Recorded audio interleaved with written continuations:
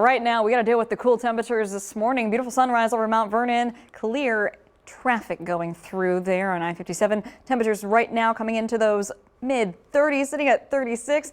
Dew point is very low, so we are looking at very dry conditions. It is what I call chapstick weather. So I know I had to use that earlier. Well, we are now dropping a few degrees there for Portageville, sitting at 47. Cape Girardeau coming in at 44. Paducah and Princeton into those lower and mid 40s as well. So further to the north, we're seeing those cooler temperatures hanging on, and they're going to continue to fall as we go through parts of our morning before we rise back up. So speaking of rising, threat checker bar rising a little bit because we are dealing with some dry conditions, windy conditions as well. That will lead to a fire threat. That will also linger into our Tuesday and Wednesday, but not before we up it a little bit more because we're going to be tracking conditions favorable for frost and even a widespread freeze. So if you are heading off to the bus stop today, you're going to notice it's a little chilly out there, but we are going to notice it is clear, beautiful sunrise for us to start our day. But by the time you're getting out of school, most of us are at least into those lower 50s. Not going to be warming up too much, but we will notice not only the sun out, some clouds start to peek in, but we notice these winds coming from the northwest. We're already starting to see those right now, but gusting at times over 25 miles per hour. It's bringing in this dry air from the north, and we're going to be dealing with some of those elevated fire conditions. So try to avoid the outdoor burning. I know that a few counties do still have their burn bans in effect.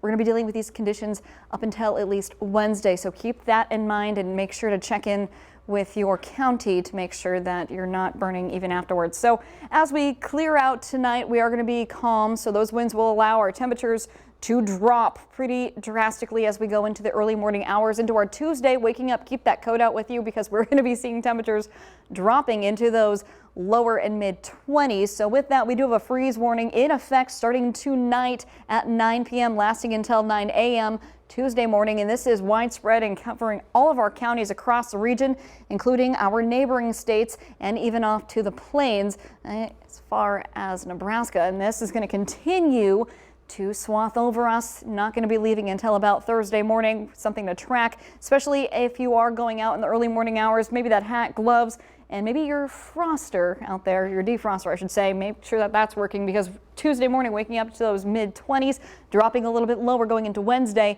and not doing too much more than rising at least into those lower mid 30s by the weekend. So pretty cool morning waking up for us.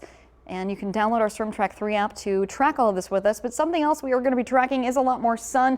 Again, Tuesday, Wednesday, morning freeze. Then as we go into the weekend, we'll notice those clouds build. But as the clouds start to build, we'll notice our temperatures rising as well. So pretty comfortable. I know we had some questions about some events going on Sunday. So looks good other than the fact that we are looking at some clouds. But we're not raising our temperatures this week much more than those lower to mid 50s, but we do have our viewer photo of the day. This is from Terry Sharp, Bald Knob Cross.